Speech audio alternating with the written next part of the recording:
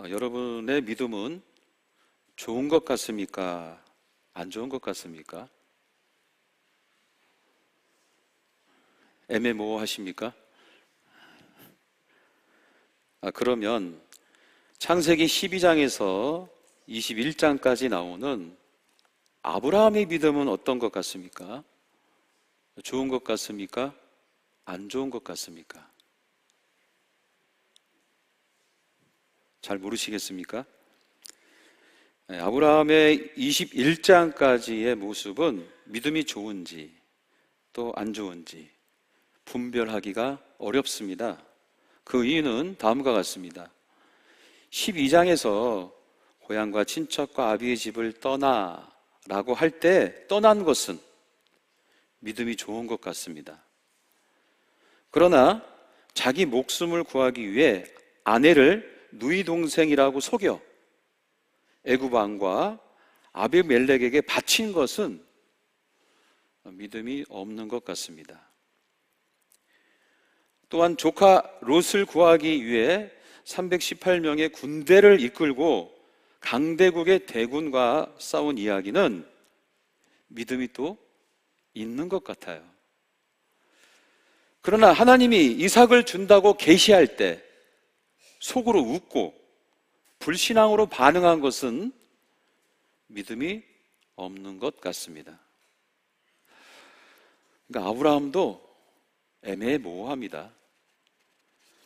그런데 이런 모습이 전형적인 우리의 모습이에요. 어느 날은 산을 옮길 만한 믿음으로 충만한데 어느 날은 연약한 믿음으로 전락해 버립니다. 좋았다가 나빴다가 좋았다가 나빴다가 우리의 믿음은 그렇게 굴곡집니다. 그런데 아브라함이 오늘 본문에서 믿음의 조상으로 확정됩니다. 믿음의 조상으로 인정받아요. 하나님으로부터 온 인류로부터. 그 이유는 하나님의 시험에 통과를 했기 때문입니다. 한번 따라서 합시다. 시험하시는 하나님. 시험하시는 하나님. 하나님은 시험하시는 분이에요. 성경에 보면 시험은 두 가지 정도로 나옵니다. 크게 사탄이 주는 시험이 있어요. 템프테이션, 유혹이라고 하죠. 그 목적은 망하게 하는 겁니다. 관계를 깨트리는 거예요. 우리의 욕심과 야망을 부추겨서 결국 우리를 망하게 하는 것이 사탄의 시험, 유혹이다라는 것이죠. 또 하나님도 시험을 하는데 그것은 테스트입니다. 테스트. 테스트의 대상은 하나님이 사랑하는 사람이에요. 안 믿는 사람이거나 상관없는 사람은 하나님께서 테스트하지 않습니다. 단지 템프테이션, 유혹만 있을 뿐이죠. 안 믿는 분들은 하나님이 시험하지 않아요. 계속 사탄의 유혹을 받게 되는 겁니다. 이런 하나님의 테스트는요, 목적이 분명해요. 잘 되게 하는 거예요. 흥하게 하는 겁니다. 성숙하게 하는 거예요. 어느 때 테스트는 믿음을 성장시키기 위해서, 어느 때 테스트는 하나님 자녀로 정체성을 분명히 하기 위해서, 어느 때 테스트는 하나님의 뜻을 알게 하기 위해서, 어느 때 테스트는 우리를 성숙하게 하기 위해서 하나님께서 시험하신다는 겁니다. 자, 이런 관점으로 아브라함의 시험을 보는 거예요. 자, 오늘 본문에 나오는 아브라함의 테스트, 이 시험은요, 난이도가 최급상입니다. 최고의 높은 난이도의 시험이에요. 우리가 감당할 수 없는 시험. 100세에 난 외아들을 제물로 바치는 시험입니다. 이건 도저히 여러분 상상하고도 쉽지 않죠. 이해할 수 없고 행할 수 없는 시험이에요. 이삭이 어떤 존재예요? 100세에 나왔어요. 100세에 얻은 아들이라고요. 그를 번제물로 바치라는 시험은요, 너무 잔인한 테스트인 것입니다.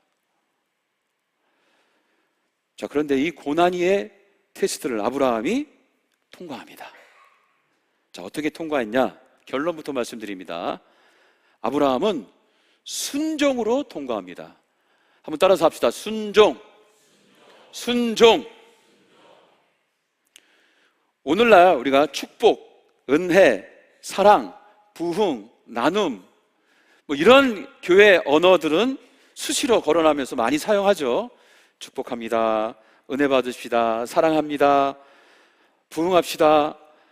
이건 기도할 때나 얘기할 때도 언제나 사용하는 교회 언어입니다. 그러나 어느 순간부터 이 순종이란 워딩이 사라졌습니다. 한번 생각해 보세요. 지난 1년 동안 여러분 입술로 말한 순종이란 단어가 몇 번 있었습니까? 순종. 아마 한 번도 없는 분이 많을걸요? 말씀을 살아낼 때 보면 마음에 와닿는 것만, 불편하지 않는 것만, 자기 욕구에 맞는 것만 따릅니다. 한국교회가 지금 그런 상황이에요. 그러다 보니까 능력이 약화됐어. 제가 진단할 때 한국교회 기적과 능력이 약화된 이유가 이 순종의 워딩, 순종의 삶이 없기 때문이다. 이렇게 봅니다.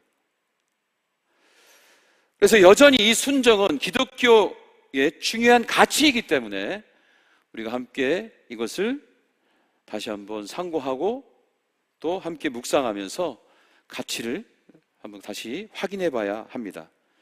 자, 오늘 그런 의미에서 말씀 나누겠습니다. 3절입니다. 3절 말씀 같이 읽어볼까요? 시작. 아브라함이 아침에 일찍이 일어나 나귀의 안장을 지우고 두 종과 그의 아들 이삭을 데리고 번제에 쓸 나무를 쪼개 가지고 떠나 하나님이 자기에게 일러 주신 곳으로 가더니. 아멘. 지금 아브라함이요, 이삭을 바치라는 이 하나님 말씀을 듣고 정신을 못 차리고 있어요. 자, 이걸 어떻게 알 수 있냐면 일하는 순서가 뒤죽박죽이에요. 지금 하나님 말씀을 듣고 하나님 말씀을 지금 행하는데요, 일하는 순서가 뒤죽박죽이에요. 일반적으로 주인은 종부터 먼저 선택하면 됩니다. 그래서 종에게 말 안장을 얹으라고 또는 장작을 준비하라고 시키면 되는 거예요. 그렇지 않습니까? 그런데 지금 아브라함은 정신이 없어요. 자기가 말 안장을 얹고 있어요, 먼저. 그리고 종을 선택하고서는 그 종과 이삭과 자기가 같이 나무를 쪼개고 있어요. 번제에 쓸 나무를. 일이 순서가 바뀐 겁니다. 종한테 시키면 돼요. 이것은 말 안장 올리세요, 장작 패서 준비하세요, 이렇게 하면 되는 거예요. 그런데 정신이 없다 보니까 말 안장 자기가 얹고 또 종도 선택했는데 또 같이 장작을 패고. 지금 아브라함이 정신이 없다. 그런데 중요한 포인트가 있습니다. 정신은 나갔지만 몸은 하나님의 말씀대로 움직이고 있습니다. 정신이 나갔어요. 근데 몸은 하나님의 말씀대로 움직이고 있어요. 자, 또 봅니다. 아브라함과 이삭이 그 관계가 어떻습니까? 말로 형용할 수 없는 애틋한 관계예요. 아들 이삭을 아브라함이 100세에 낳았으니 얼마나 사랑스럽겠어요. 아버지를 바라보는 이삭의 눈빛도 마찬가지일 겁니다. 이 둘은 너무나 애틋한 관계예요. 자, 그것을 드러내는 성경의 묘사가 있습니다. 7절인데요.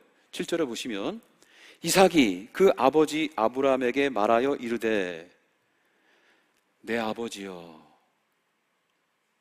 하니. 자, 아브라함이 또 뭐라고요? 내 아들아.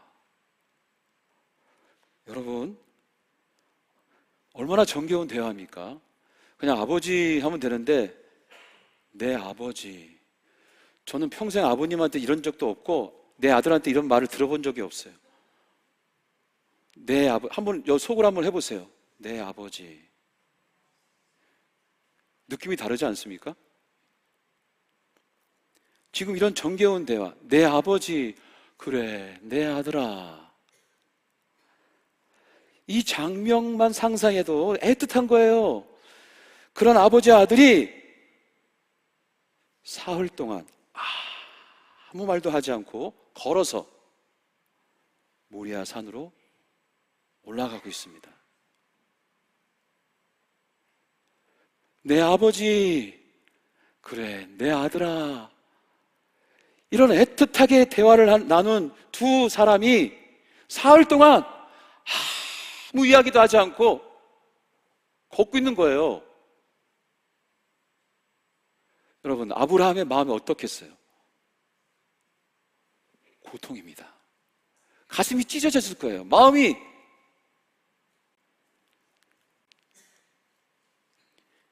그런데 여기도 중요한 포인트가 있습니다.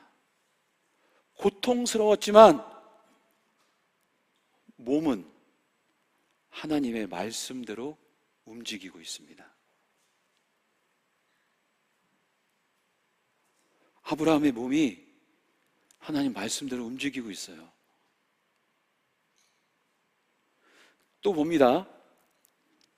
드디어 이제 제사 드릴 장소에 도착했습니다. 이삭이 묻습니다. 내 아버지, 불과 나무는 있는데 어린 양이 없어요. 아브라함이 이 질문을 받고 가슴이 철렁하는 거죠. 얼버무리면서 말합니다. 하나님이 준비하셨을 거야.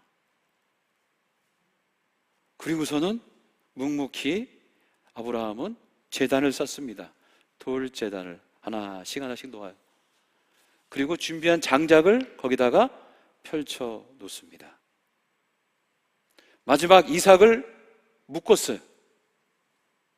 이때까지만 해도 이 아들 이삭은 분명히 아버지가 자기를 제물로 바친다는 생각을 안 하는 거죠. 여러분, 제물, 동물 제사의 제물은 각을 다투 죽여서 각을 다투고 피를 걸러내고 씻어내고 그렇게 드리는, 태워서 드리는 제사예요. 이삭을 묶고 제단 위에 올려놓습니다. 그리고 아브라함이 준비한 칼로 이삭을 죽이려고 손을 든 거예요. 컷, 여기까지. 여러분, 말도 안 되는 상황입니다, 이건. 아들을 죽이려고 해요. 이건 있을 수 없잖아요. 말도 안 되는 거잖아요. 말도 안 되는 상황이지만 아브라함은 몸은 하나님의 말씀대로 움직이고 있습니다.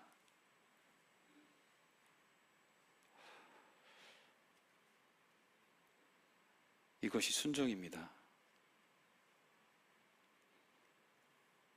머리로 이해되지 않지만 몸이 움직이는 것, 마음에 감동이 없고 마음은 아프지만 몸이 움직이는 것, 이것이 순종입니다. 자, 이 순종의 언어를 요즘 언어로 한번 제가 바꿔봤습니다. 한번 저를 따라서 외쳐봤으면 좋겠습니다. 생각을 넘어 행동으로, 마음을 넘어 생활로, 고백을 넘어 삶으로 살아내는 것, 이것이 순종입니다. 아브라함은 이삭을 바치라는 이 테스트가 머리에 마음에 와닿지 않죠. 전혀 이해되지 않고 말도 안 되죠. 그러나 하나님이 말씀하셨거든요. 그래서 몸은 움직였어요. 도저히 이해할 수 없어요. 할 수 없는 거예요, 여러분. 이 고난 위의 테스트를 아브라함은 해냅니다. 몸으로. 그래서 시험에 패스합니다. 자, 그리고 그 다음부터 아브라함에게 하나님의 테스트는 없습니다. 최고의 난이도를 지금 패스한 거거든요. 그 이후 하나님과 더 깊이 동행했고 축복 넘치는 삶을 살았어요. 뿐만 아니라 30억이 넘는, 지금 현존하는 30억이 넘는 사람들이 아브라함을 믿음의 조상으로 추대하고 있습니다. 추앙하고 있어요.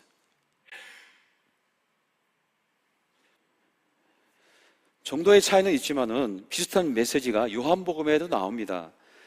가나안 혼인잔치입니다. 결혼잔치에 포도주가 떨어졌어요. 모두 난처한 상황이 됐지 않습니까? 이때 예수님께서 종들에게 말씀하십니다. 야, 손 씻는 물을 퍼서 손님들에게 갖다 줘라. 그냥 물도 아니고요, 손 씻는 물입니다. 정결법에 의하면 이스라엘은 손을 씻고 밥을 먹어야 되기 때문에 손 씻는 물, 얼마나 손이 더럽겠습니까? 이스라엘 광야에. 이것도 말이 안 되는 거예요. 그 더러운 물을 포도주 대신에 갖다 주라는 거예요. 머리로 이해할 수 없는 요청입니다. 마음으로 따를 수 없는 요청인 거예요. 그러나 종들은 몸을 움직였습니다. 퍼서 갖다 줬어요. 말씀을 살아냈어요. 그랬더니 기적이 일어나는 거예요. 물이 뭐가 됐습니까? 포도주가 된 겁니다. 순종은 마음과 생각을 넘어 몸으로 살아내는 것. 그런데 그 결론이 이렇게 놀라운 기적과 능력으로 나타난다는 거예요. 축복으로 나타난다는 거예요. 이것이 순종의 의미입니다. 자, 여기까지 정리합니다. 하나님의 말씀은 마음이 감동이 되어야만 행동하는 것이 아니에요. 하나님의 말씀은 내 생각과 안 맞아도 실천하는 것입니다. 마음이 혼란해도 이해가 안 돼도 하나님의 말씀이기 때문에 몸으로 먼저 살아내는 거예요. 이해가 안 돼도, 내 마음에 맞지 않아도. 그러면 하나님께서 그 삶을 책임지고 축복하신다. 이것이 순종의 역사의 의미입니다. 자, 따라서 합시다. 생각을 넘어 행동으로, 마음을 넘어 생활로, 고백을 넘어 삶으로 살아내는 것, 이것이 순종이다. 자, 여기까지가 오늘 아브라함 이야기를 통해서 우리에게 주시려는 메시지입니다. 자, 이 메시지를 한번 우리가 적용해 봅시다. 적용해 우리가 살아야 되잖아요. 또 몸으로 움직여야죠. 자, 이런 상황을 여러분에게 드리겠습니다. 대학교 1학년 때부터 사귄 남자친구와 10년의 연애 끝에 결혼을 했어요. 그런데 이 자매는 남들에게는 신혼처럼 보이지만 아침에 일어나 부시시한 남편의 모습이 꼴보기 싫은 거예요. 그리고 함부로 말하는 남편의 모습이 꼴보기 싫고, 매일 술 마시는 남편의 모습이 꼴보기 싫어. 걷는 것도 보기 싫고 밥 먹는 것도 보기 싫고. 자, 이 상태를 뭐라고 하죠? 세 글자로? 뭐라고 하죠? 권자로 시작하는데, 권태기라고 합니다. 그러니까 이 남자와 한평생을 산다는 게 너무 무서운 거예요. 권태기입니다. 그런데 여러분, 이 사람 도저히 머리로 이해가 안 되고 안 되지만은 이 자매에게 어느 날 고린도전서 13장 4절에서 7절 말씀이 선포되었습니다. 강단에서. 자, 권태기인 이 자매에게 이 말씀 감동입니까? 은혜가 됩니까? 자, 어떤 말씀인지 모르시는 분이 있어서 같이 한번 읽어봅시다. 고린도전서 13장 4절에서 7절 말씀 같이 한번 읽어봅시다. 시작. 사랑은 오래 참고, 사랑은 온유하며, 시기하지 아니하며, 사랑은 자랑하지 아니하며, 교만하지 아니하며, 무례히 행하지 아니하며, 자기의 유익을 구하지 아니하며, 성내지 아니하며, 악한 것을 생각하지 아니하며, 불의를 기뻐하지 아니하며, 진리와 함께 기뻐하고, 모든 것을 참으며, 모든 것을 믿으며, 모든 것을 바라며 모든 것을 견디느니라. 아멘. 아멘 하셨어요, 여러분? 권태기인 자매와 이 부부에게 고린도전서 13장 4절에서 7절 말씀이 선포되면 이 말씀을 살아내는 것은 죽는 것보다 힘들겠죠. 이 말씀을 어떻게 아멘으로 받습니까? 이해할 수 없는 거예요. 감당할 수 없습니다. 마음에 감동이 하나도 없어요. 그러나 순종은 몸이 움직이는 겁니다. 견디는 것이고 친절하게 대하는 것이고 그리고 온유하게 악한 생각을 하지 않고 바라고 견디는 거예요. 이것을 살아낼 때 어떤 결론이 일어나겠습니까? 모든 것은 다 지나가는데 그 지나감이 말씀을 살아내 순정하여 더 깊고 성숙한 관계로 갈 것이냐, 아니면 관계가 깨진 관계로 나갈 것이냐, 이것은 선포된 말씀을 이해는 안 되지만 마음에 감동이 없지만 살아내어서 아름답고 행복한 성숙한 관계로 이어지는 것으로 열매 맺는 것. 여러분, 이것이 기적입니다, 여러분. 사랑하는 성도 여러분, 아브라함만 테스트를 받는 게 아닙니다. 우리도 받는 거예요. 예수를 안 믿으면 모를까, 우리는 예수를 믿는 한 하나님이 사랑하는 존재잖아요. 그리고 우리도 하나님을 사랑하잖아요. 그리고 여러분, 우리의 신분이 뭡니까? 하나님의 자녀입니다. 여러분, 자녀를 키우면서 아이가 성장하지 않으면, 아이가 말을 듣게 하면은, 아이가 어릴 때 마음으로 그대로 유지하고 있으면 여러분 마음이 찢어지잖아요. 마음이 아파서 고통하잖아요. 하늘에 계시는 우리 아버지께서 여러분이 성장하지 않아요. 성숙되지 않아요. 시험을 보는데 계속 통과되지 못해요. 그럼 하나님께서 기뻐하실까요? 그러나 여러분 너무 걱정하지 마십시오. 아브라함처럼 이렇게 높은 수준의 시험은 절대 안 줍니다, 여러분. 미리 걱정하지 마시고 여러분이 감당할 만한 시험을 주시는 거예요. 그 시험에 패스하면 하나님의 놀라운 기적과 능력, 그리고 여러분들이 하나님 은혜 안에서 성숙해지는 아름다운 열매가 여러분 인생 가운데 있는 것입니다. 자, 저를 한번 따라서 외쳐봅시다. 생각을 넘어 행동으로, 마음을 넘어 생활로, 고백을 넘어 삶으로 살아내는 것. 이것이 순종입니다. 자, 모두 일어섭시다. 하나님 찬양 부르시는데 우리의 인생의 안개 속 또 험한 길일지라도 주께서 말씀하시고 붙잡아 주시면 그 길이 승리와 소망의 길이 될 수 있다는 고백의 찬양입니다. 함께 부르며 결단하겠습니다.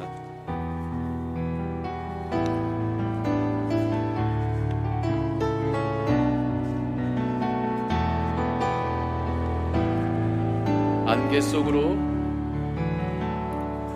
안개 속에서 주님을 보내 아무도 없을 것 같던 그곳에서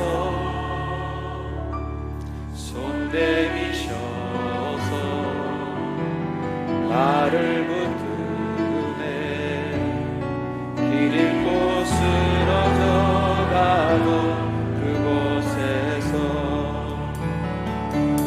주 말씀에 내 손 잡으라고 내가 곧 길이요 진리 생명이니 나 그 길을 보내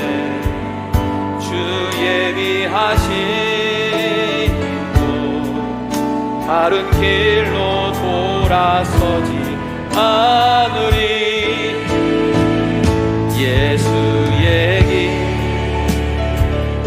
그 좁은 길 나는 건네 주 손잡고 그 무엇도 겪지 않네. 주님 주신 약속 내게 있으니 세상의 길, 그 험한 길 승리하네. 성령으로 그 무엇도 바라지 않네. 저 하늘에 내 소망 있으. 다시 한번 안개 속에서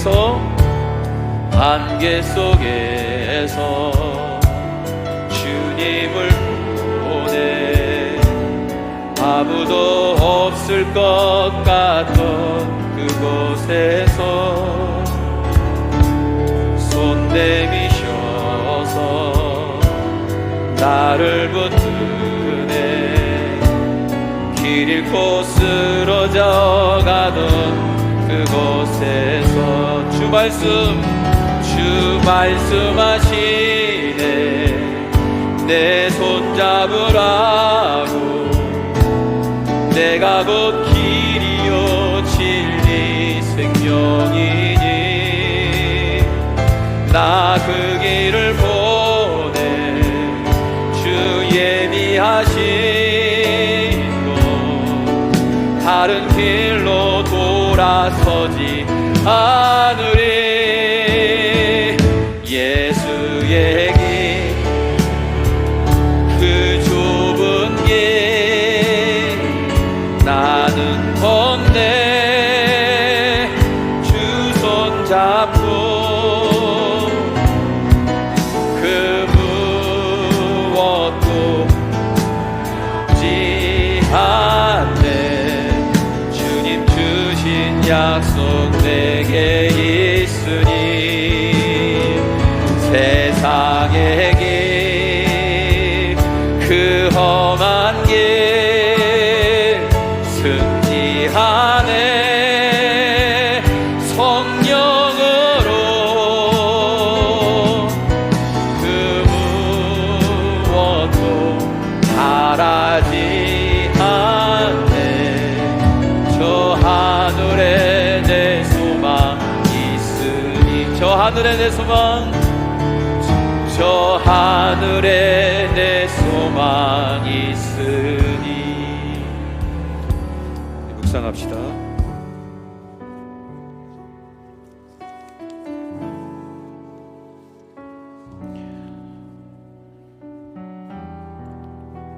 자녀들의 모습이 속상하십니까?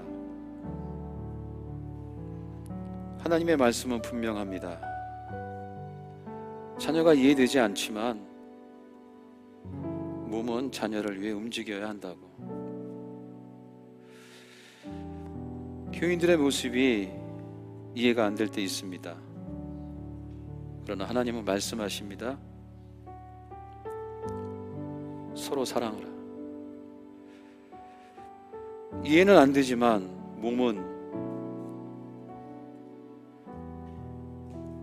교인을 사랑하기 위해 움직여야 한다고. 오늘 순종의 의미를 다시 한번 새겨봅니다. 마음속에 새기고 묵상하며 결단하며 살아내는 은혜가 있기를 소망합니다. 묵상으로 기도하겠습니다.